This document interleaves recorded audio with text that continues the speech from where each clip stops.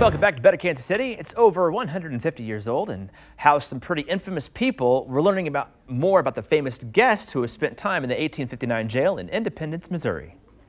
Right now we are at the entrance of the jail, so the prisoners would be led through this door right here and down to the cell block over here. What did they go through as they came through? So obviously they couldn't come through the front door because they were incarcerated. Prisoners. So they came in through the back courtyard, and this was all open air. Okay. You can see we've enclosed it as a museum now, but they would have come in through here and gone down to enter the cell block. If it was a light day, they would be by themselves in a cell, but if it was kind of a weekend, or maybe they'd had a lot of crime that day, the cells might be a little bit more full because they would put multiple people in one jail cell. Oh, wow. So it kind of depended, especially around the Civil War. They were very busy with the fighting that was going on the Independence Square. There were a lot of people incarcerated during that time. There was no heat, no air conditioning. They were open to the elements. So, you know, if it was cold, they were cold. If it was hot, they were really hot. Did you ever have anybody, you know, with some fame come through here? Yes, we have our two most famous prisoners, I guess.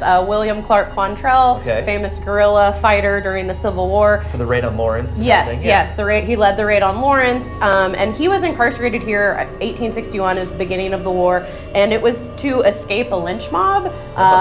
So he kind of hid out here for a couple days, and then they released him. It was more for his safety, and that kind of goes for our other famous prisoner, Frank James. Jesse James's brother. So Frank turned himself in because he didn't want to be shot and killed like his brother, and he was treated like royalty when he was here. We have reports that his cell was furnished with carpets and rugs, and he had stuff hanging on the wall. Oh, so he didn't have to deal with the elements like all the rest of the prisoners did. He had a lot of creature comforts.